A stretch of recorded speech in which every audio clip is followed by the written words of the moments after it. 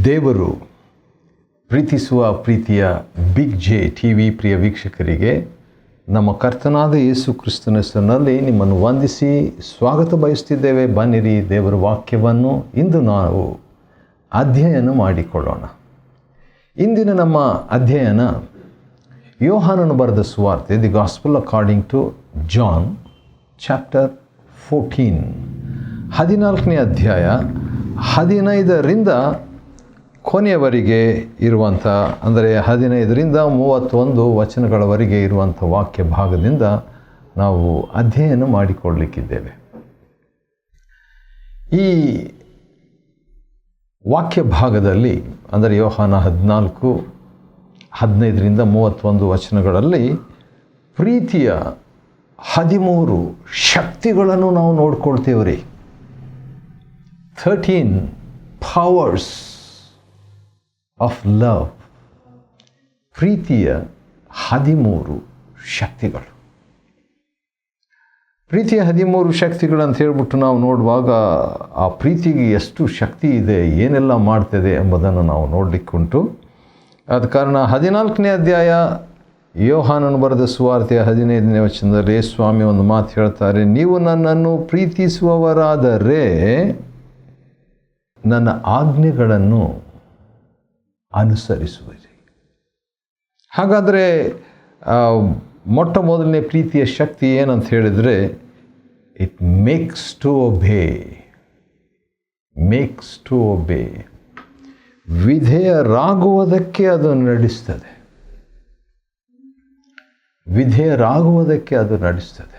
It makes to obey. ಪ್ರೀತಿ ನನ್ನಲ್ಲಿರುವುದಾದರೆ, ನಿಜವಾಗಿ ದೇವರ ಪ್ರೀತಿ ನನ್ನಲ್ಲಿರುವುದಾದರೆ, ನಾನು ದೇವರನ್ನು ಪ್ರೀತಿಸುವುದಾದರೆ ಅದೇನು ಮಾಡ್ತದೆ? ಆಜ್ಞೆಗಳನ್ನು, ಯೇಸು ಸ್ವಾಮಿ ಆಜ್ಞೆಗಳು ಒಬ್ಬರು ಲಿಸ್ಟ್ ಮಾಡಿದರು. ಅದೇನೆಂದರೆ 147 ಆಜ್ಞೆಗಳು ಇವೆ ಅಂತೆ. ಅದನ್ನೆಲ್ಲ ನಾನು ರೆಫರೆನ್ಸ್ ಸಮೇತವಾಗಿ ಒಂದು ಸಾರಿ ಓದಿ ಆಶ್ಚರ್ಯ ಆಗೋಯ್ತು. ನಾನು ದಶಾಜ್ಞೆಗಳು ಒಂದು 10 ಇವೆ, ಅದರ ಬಗ್ಗೆ ನನಗೆ ಗೊತ್ತಿತ್ತು. ಆದರೆ ಹೊಸ ಒಡಂಬಡಿಕೆಯಲ್ಲಿ ಯೇಸು ಕರ್ತನ 4 ಸುವಾರ್ತೆಗಳಲ್ಲಿ ವಿಶೇಷವಾಗಿ 147 ಆಜ್ಞೆಗಳು, ಯೇಸು ಸ್ವಾಮಿಯ ಆಜ್ಞೆಗಳು ಇದೆ. ನೀವು ನನ್ನನ್ನು ಪ್ರೀತಿಸುವುದಾದರೆ ನನ್ನ ಆಜ್ಞೆಗಳನ್ನು ಕೈಕೊಂಡು ನಡೆಯುವಿರಿ. ಎರಡನೇದಾಗಿ, ಅದು ಪ್ರೀತಿಯ ಮೊದಲನೇ ಶಕ್ತಿ ಏನಂದರೆ ಪ್ರೀತಿ ವಿಧೇಯತೆಗೆ ನಡೆಸ್ತದೆ. ಎರಡನೇದಾಗಿ, ಪ್ರೀತಿಯ ಎರಡನೇ ಶಕ್ತಿ ಏನಂದರೆ ಸಹಾಯಕನ ಸಹಾಯ, ಹೆಲ್ಪ್. 16ನೇ ವಚನದಲ್ಲಿ ನಾನು ನಿಮಗೆ ಬೇರೊಬ್ಬ ಸಹಾಯಕನನ್ನು ಯೇಸು ಸ್ವಾಮಿ ತಂದೆಯಿಂದ ಕೇಳಿಕೊಂಡು ಕೊಡುವುದಾಗಿ ವಾಗ್ದಾನ ಮಾಡಿದ್ದಾರೆ. ಯಾವುದಕ್ಕಾಗಿ ಅಂತ ಹೇಳ್ಬಿಟ್ಟು ನೋಡುವಾಗ 15ನೇ ವಚನದಲ್ಲಿ ಇದೆಯಲ್ಲ, ಪ್ರೀತಿಸುವುದಕ್ಕಾಗಿ, ಹೌದು, ಅಥವಾ ವಿಧೇಯರಾಗುವುದಕ್ಕಾಗಿ. ಹಾಗಾದರೆ ಪ್ರೀತಿಯ ಎರಡನೇ ಶಕ್ತಿ ಏನಂದರೆ ಸಹಾಯಕನ ಸಹಾಯ, ದಿ ಹೆಲ್ಪ್. ಸಹಾಯಕನು ಪ್ರೀತಿ ಸ್ವರೂಪನಾಗಿರುವ ಆತನು. ಗಲಾತ್ಯ 5:22 ಬರೆದಿರುವ ಹಾಗೆ ಪವಿತ್ರಾತ್ಮನ ಫಲ ಪ್ರೀತಿ ಮೊದಲನೇದಾಗಿ. ಆದ ಕಾರಣ ದೇವರ ಆತ್ಮನು ನಮಗೆ ಸಹಾಯ ಮಾಡುವಂಥದ್ದು ಪ್ರೀತಿಯ ಎರಡನೇ ಒಂದು ಶಕ್ತಿ. ಮೂರನೇದಾಗಿ, ಅದೇ 17ನೇ ವಚನ, 14ನೇ ಅಧ್ಯಾಯ ಯೋಹಾನ ಸುವಾರ್ತೆ 17ನೇ ವಚನದಲ್ಲಿ 2ನೇ ಭಾಗ, ನೀವು ಆತನನ್ನು ಬಲ್ಲಿರಿ. ಸತ್ಯದ ಆತ್ಮನ ಬಗ್ಗೆ, ಅಂದರೆ ಪವಿತ್ರ ಆತ್ಮನ ಬಗ್ಗೆ ಯೇಸು ಸ್ವಾಮಿ ಮಾತನಾಡ್ತಾ ಇರುವಾಗ, ಲೋಕವು ಆತನನ್ನು ನೋಡದೆಯೂ ತಿಳಿಯದೆಯೂ ಸ್ವೀಕರಿಸದೆಯೂ ಇರುವುದಾಗಿದೆ. ಪವಿತ್ರಾತ್ಮನಿಗೂ ಲೋಕಕ್ಕೂ ಸಂಬಂಧ ಏನು? ಲೋಕ ಪವಿತ್ರ ಆತ್ಮನನ್ನು ನೋಡದೆಯೂ ತಿಳಿಯದೆಯೂ ಸ್ವೀಕರಿಸದೆಯೂ ಇರುವುದರಿಂದ ನಂಬದೆಯೂ ಇರುವುದಾಗಿದೆ. ಹಾಗಾದರೆ ನಾವು ಪವಿತ್ರ ಆತ್ಮನನ್ನು ತಿಳಿದರೆ ಹೇಗಿರಬೇಕು ನನ್ನ ಜೀವನ? ಪವಿತ್ರ ಆತ್ಮನನ್ನು ನೋಡುವಂತೆಯೂ ತಿಳಿಯುವಂತೆಯೂ ಸ್ವೀಕರಿಸುವಂತೆಯೂ ನಂಬುವಂತೆಯೂ ಬಾಳುವಂತೆಯೂ ಶಕ್ತಿ ಪಡೆಯುವಂತೆಯೂ ಇರಬೇಕಲ್ವಾ? ಸರಿ, ಹಾಗಾದರೆ ಆ ಪ್ರೀತಿಯ ಮೂರನೇ ಶಕ್ತಿ ಏನಂದರೆ ಪವಿತ್ರಾತ್ಮನನ್ನು ತಿಳಿಯುವಂಥ ಶಕ್ತಿ. ನಾಲ್ಕನೇದಾಗಿ ವಿಲ್ ಸಿ ಕ್ರೈಸ್ಟ್, ಕ್ರಿಸ್ತನನ್ನು ಕಾಣುವುದು. ಕ್ರಿಸ್ತನನ್ನು ಕಾಣುವುದು ಏನದು? ಅದು ಪ್ರೀತಿಯ ಶಕ್ತಿ. ಪ್ರೀತಿಯ ಶಕ್ತಿ ಕಾಣದೆ ನಾವು ಪ್ರೀತಿಸ್ತೇವೆ, ಆದರೂ ಕೂಡ ಕಾಣುವಂತೆ ದೇವರು ಮಾಡ್ತಾರೆ. ಒಂದು ಕಾಲ ಅಕ್ಷರಿಕವಾಗಿ ಆತನನ್ನು ಕಾಣುವಂತೆ ಮಾಡ್ತಾರೆ, ಆದರೆ ಇವಾಗಲೇ ಮತ್ತಾಯ 5:8 ಶುದ್ಧ ಹೃದಯರು ಧನ್ಯರು, ಅವರು ದೇವರನ್ನು ನೋಡುವರು. ಹೌದು, ಪವಿತ್ರಾತ್ಮನನ್ನು ನಾವು ಕಾಣತಕ್ಕದ್ದು. ಪವಿತ್ರಾತ್ಮನನ್ನು ಕಾಣೋದರ ಬಗ್ಗೆ ನನಗೆ ಆಶ್ಚರ್ಯ ಅನ್ನಿಸ್ತದೆ. ಯಾಕಂದರೆ ಯೋಹಾನ 14:17 ಪವಿತ್ರಾತ್ಮನನ್ನು ನಾವು ನೋಡಲಿಕ್ಕೆ ಸಾಧ್ಯ ಅನ್ನುವಂಥ ಒಂದು ಮಾತು ಇದೆ. ಆದರೆ 18ನೇ ವಚನದಲ್ಲಿ ಅಥವಾ 19ನೇ ವಚನದಲ್ಲಿ ಕ್ರಿಸ್ತನನ್ನು ಕೂಡ ಕಾಣುವಂಥ ಒಂದು ಅವಕಾಶ, ಭಾಗ್ಯ, ಜೀವನ. ಪ್ರಕಟಣೆ 22 ನೋಡುವಾಗ ಆತನ ದರ್ಶನ ಆತನ ದಾಸರಿಗೆ ಉಂಟಾಗುವುದು. ಅದು ಯಾವಾಗ? ತಾತ್ಕಾಲಿಕವಾಗಿ ಅಲ್ಲ, ನಿತ್ಯವಾಗಿ. ಸರಿ, 5ನೇದಾಗಿ ಐದನೇ ಪ್ರೀತಿಯ ಶಕ್ತಿ. ಯೋಹಾನನ ಸುವಾರ್ತೆ 14ನೇ ಅಧ್ಯಾಯ 15ರಿಂದ 31 ವಚನಗಳವರೆಗೆ ಇರುವಂಥ ವಾಕ್ಯ ಭಾಗದಲ್ಲಿ ನಾವು ಪ್ರೀತಿಯ 13 ಶಕ್ತಿಗಳನ್ನು ನಾವು ನೋಡಿಕೊಳ್ತಿದ್ವಿ. ಈಗ 5ನೇ ಶಕ್ತಿ ಏನಂತ ಹೇಳಿದರೆ ನಿವಾಸದ ಶಕ್ತಿ. ಹೌದು, 20ನೇ ವಚನ ಯೋಹಾನ 14:20 ನಾನು ನನ್ನ ತಂದೆಯಲ್ಲಿಯೂ ನೀವು ನನ್ನಲ್ಲಿಯೂ ನಾನು ನಿಮ್ಮಲ್ಲಿಯೂ ಇರುವುದನ್ನು ನೀವು ಆ ದಿನದಲ್ಲಿ ತಿಳಿದುಕೊಳ್ಳುವಿರಿ.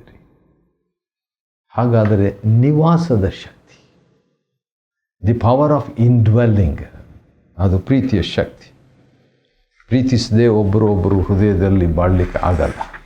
ಇರೋದು ಒಂದೇ ಹೃದಯ. ಬೆರಳು ಭಾಳ ಇದೆ, ಕೈ 2 ಇದೆ, ಕಾಲು 2 ಇದೆ, ಆದರೆ ಹೃದಯ ಒಂದೇ.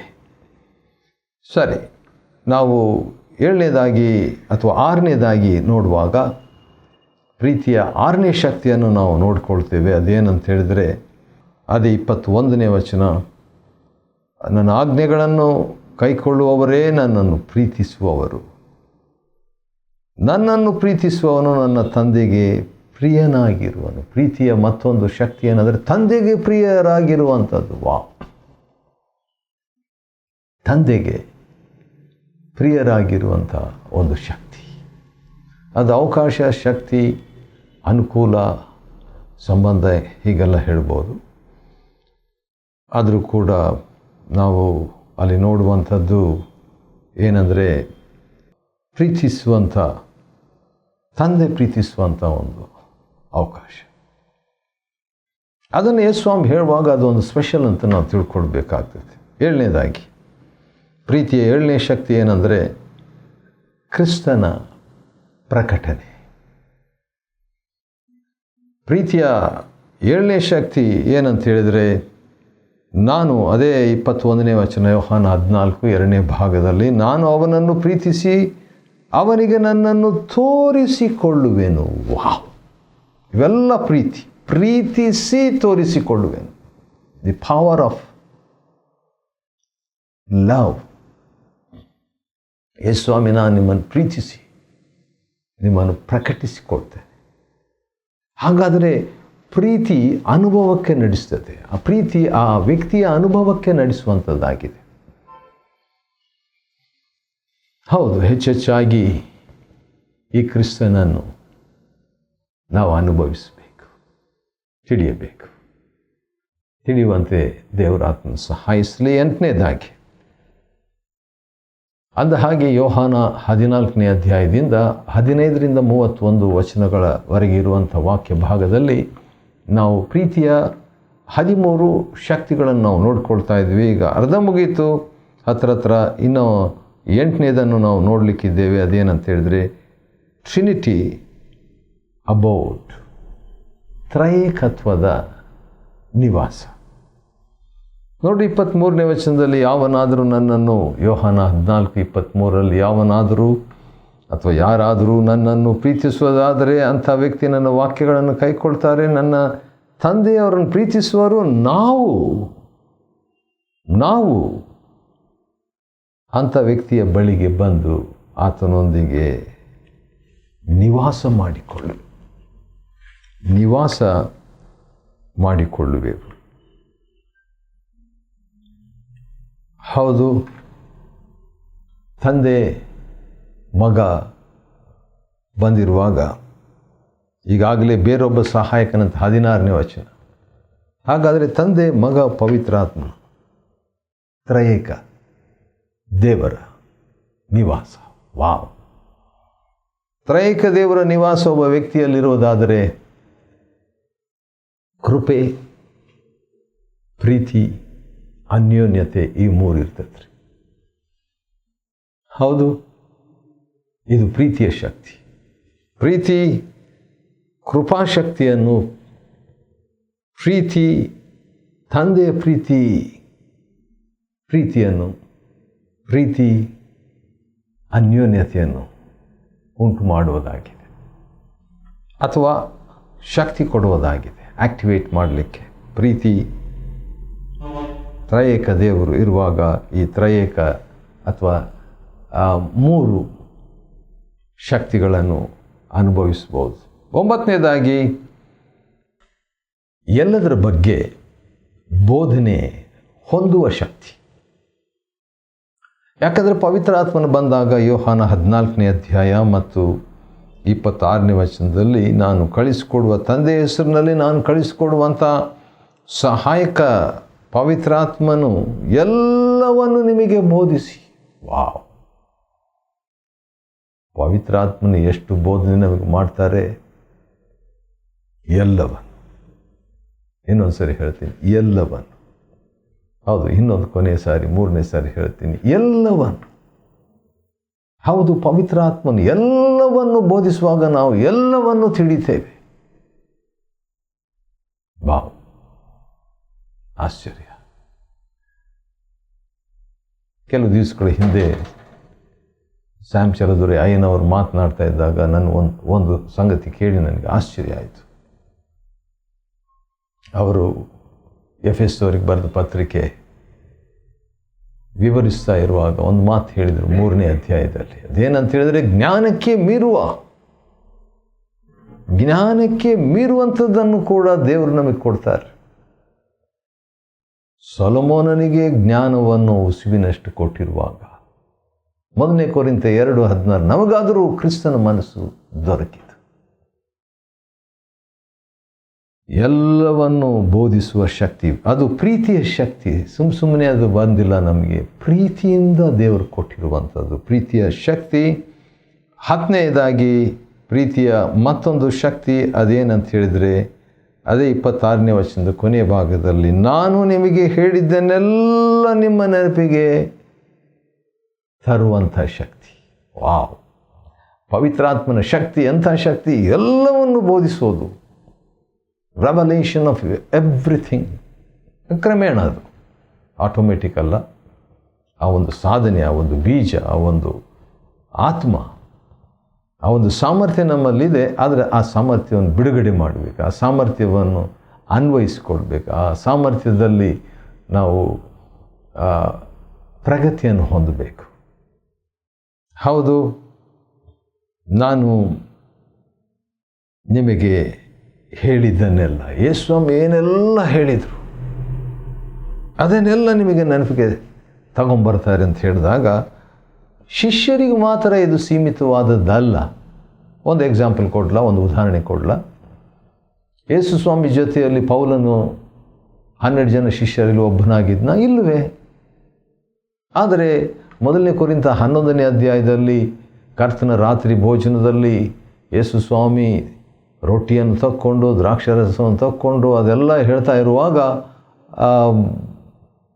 ಪೌಲನು ಅಲ್ಲೇ 12 ಜನ ಶಿಷ್ಯರಲ್ಲಿ ಈತನು ಕೂಡ 13ನೇ ಶಿಷ್ಯನಾಗಿದ್ದ ಹಾಗೆ ಬರೀತಾನಲ್ವ. ಕಾರಣ ಹೇಗಂದರೆ ಪವಿತ್ರಾತ್ಮನು ಪೌಲನಿಗೆ ಬಂದಾಗ ಯೇಸು ಸ್ವಾಮಿ ಹೇಳಿದ್ದೆಲ್ಲವೂ ಪೌಲನಿಗೆ ಬೋಧನೆಯಾಗಿ ಪ್ರಕಟಣೆಯಾಗಿ ಲಭ್ಯವಾಯಿತು. ಹಾಗೆ ನಮಗೂ ಕೂಡ ಲಭ್ಯವಾಗುತ್ತದೆ. ನಂಬಿದರೆ ಆಮೇನಂತ ನಾವು ಹೇಳಿ ಸ್ವೀಕಾರ ಹೊಂದಿಕೊಳ್ಳೋಣ. ಹೌದು. 11ನೇದಾಗಿ ಪವಿತ್ರಾತ್ಮನ ಮುಖಾಂತರ ನಮಗೆ ಲಭ್ಯವಾಗುವಂಥ ಶಕ್ತಿಯ ಬಗ್ಗೆ, ಅಂದರೆ ಪ್ರೀತಿಯ ಶಕ್ತಿಯನ್ನು ಕುರಿತಾಗಿ ನಾವು ನೋಡಿಕೊಳ್ತಾ ಇದ್ದೀವಿ. ಪ್ರೀತಿಯ 11ನೇ ಶಕ್ತಿ ಏನಂದರೆ ಸಮಾಧಾನ. 27ನೇ ವಚನ ಯೋಹಾನ 14, ನಾನು ಸಮಾಧಾನವನ್ನು ನಿಮಗೆ ಕೊಡ್ತೇನೆ. ಹೌದು, ಆ ರೀತಿಯಾಗಿ ಹೇಳಿಬಿಟ್ಟು ನನ್ನ ಸಮಾಧಾನವನ್ನು. ವಾವ್! ಏನು ಸಮಾಧಾನ ಇದೆ ನಮಗೆ? ಕ್ರಿಸ್ತನ ಸಮಾಧಾನ, ಕ್ರಿಸ್ತನ ಶಾಲೋಮ್. ಯೇಸುಸ್ವಾಮಿಯ ಸಮಾಧಾನ ಎಂಥ ಸಮಾಧಾನ? ದೈವಿಕವಾದದ್ದು, ಅಪರಿಮಿತವಾದದ್ದು,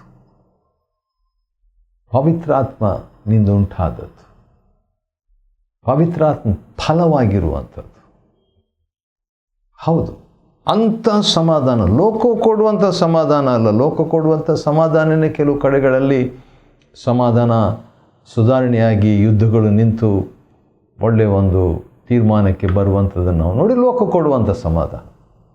ಆದರೆ ಯೇಸುಸ್ವಾಮಿ ಲೋಕ ಕೊಡುವಂಥ ಸಮಾಧಾನಕ್ಕಿಂತಲೂ ಮೀರುವಂಥ ಅಪಾರವಾದಂಥ ಯೇಸುಸ್ವಾಮಿಯ ಸಮಾಧಾನವನ್ನೇ, ನನ್ನ ಸಮಾಧಾನವನ್ನೇ. ಹಾಗಾದರೆ ನನಗೇನಿದೆ? ಯೇಸುವಿನ ಸಮಾಧಾನ ನನಗಿದೆ. ಸ್ವತಃ ನಮಗೇನಿದೆ? ಯೇಸುವಿನ ಸಮಾಧಾನ. 12ನೇದಾಗಿ ವಿಲ್ ರಿಜಾಯ್ಸ್, ಅಂದರೆ 28ನೇ ವಚನದಲ್ಲಿ ಯೋಹಾನ 14:28ರಲ್ಲಿ ಏನಂತಿದೆ? ಸಂತೋಷ. ಪ್ರೀತಿಯ 12ನೇ ಶಕ್ತಿ ಏನು? ಸಂತೋಷ. ಪವಿತ್ರಾತ್ಮನ ಫಲ ಪ್ರೀತಿ, ಸಂತೋಷ. ಗಲಾತ್ಯ 5:22ರಲ್ಲಿ ಕೊಟ್ಟ ಹಾಗೆ ಪ್ರೀತಿ ಹೌದು, ಸಂತೋಷ ಕೂಡ. ಸ್ವಲ್ಪ ಮುಂಚೆ ಸಮಾಧಾನ ನೋಡಿದ್ವಿ, ಅದು ಕೂಡ ಪ್ರೀತಿಯ ಒಂದು ಶಕ್ತಿಯಾಗಿದೆ. ಕೊನೆಯದಾಗಿ 13ನೇದಾಗಿ ಯೋಹಾನ 14 ಮತ್ತು 31ನೇ ವಚನದಲ್ಲಿ ಏನಂದರೆ ಲೋಕ ತಲುಪುವಿಕೆ, ವರ್ಲ್ಡ್ ರೀಚ್ಡ್. ಲೋಕ ಸುವಾರ್ತೆಯಿಂದ ಲೋಕ ತಲುಪಬೇಕಾ? ಹೌದು. ಏನು ಪಾಸ್ವರ್ಡು, ಏನು ರಹಸ್ಯ? ಏನಂತ ಹೇಳಿದರೆ ಪ್ರೀತಿಯ ಶಕ್ತಿ. ಪ್ರೀತಿಯ ಶಕ್ತಿ ಏನು ಮಾಡ್ತದೆ? ಲೋಕವನ್ನು ತಲುಪಿಸುವಂತೆ ಮಾಡ್ತದೆ. ಯಾಕಂದರೆ 31ನೇ ವಚನ, ನಾನು ತಂದೆಯನ್ನು ಪ್ರೀತಿಸ್ತೇನೆಂದು ಲೋಕವು ತಿಳಿಯುವಂತೆ. ಲೋಕವು ತಿಳಿಯುವಂತೆ. ಆಶ್ಚರ್ಯ. ಲೋಕವು ತಿಳಿಯುವಂತೆ ತಂದೆ ನನಗೆ ಆಜ್ಞಾಪಿಸಿದಂತೆಯೇ ನಾನು ಮಾಡ್ತೇನೆ. ಹೌದು, ಪ್ರೀತಿಯ ಶಕ್ತಿ ನೋಡ್ರಿ, 13ನೇ ಶಕ್ತಿ, ಅದು ಲೋಕವು ತಿಳಿಯುವಂತೆ ಮಾಡ್ತದೆ. ಅದನ್ನು ನಾನು ನಂಬಬೇಕು, ನಾವು ನಂಬಬೇಕು. ಪ್ರೀತಿಯ ಶಕ್ತಿ ಭಾಳ ಶಕ್ತಿ. ದೇವರು ಪ್ರೀತಿ ಸ್ವರೂಪನು. ದೇವರು ಲೋಕದ ಮೇಲೆ ಪ್ರೀತಿಯನ್ನು ಇಟ್ಟಿದ್ದರಿಂದ, ಪ್ರೀತಿಯಿಂದ ಕೊಟ್ಟದ್ದರಿಂದ, ಆ ಪ್ರೀತಿಯಿಂದ ಕೊಟ್ಟಂಥದ್ದನ್ನು ನಾವು ಸುವಾರ್ತೆ ಆಗಿ ಪ್ರೀತಿಯಿಂದ ಕೊಡಬೇಕು. ಆವಾಗ ಲೋಕಕ್ಕೆ ತಿಳಿದು ಬರ್ತದೆ. ಆಶ್ಚರ್ಯ ಅಲ್ವಾ? ಹೌದು. ಸರಿ, ಯೋಹಾನನು ಬರೆದ ಸುವಾರ್ತೆ 14ನೇ ಅಧ್ಯಾಯ 15ರಿಂದ 31 ವಚನಗಳನ್ನು ಅಧ್ಯಯನ ಮಾಡುವಾಗ ಅದರಲ್ಲಿಯೂ ಕೂಡ ಪ್ರೀತಿಯ 13 ಶಕ್ತಿಗಳನ್ನು ಅಧ್ಯಯನ ಮಾಡಿಕೊಳ್ಳುವಂತೆ ದೇವರು ಕೊಟ್ಟ ಕೃಪೆಗಾಗಿ ಆತನ ಸ್ತೋತ್ರವಾಗಲಿ. ದೇವರು ನಿಮ್ಮನ್ನು ಆಶೀರ್ವದಿಸಲಿ.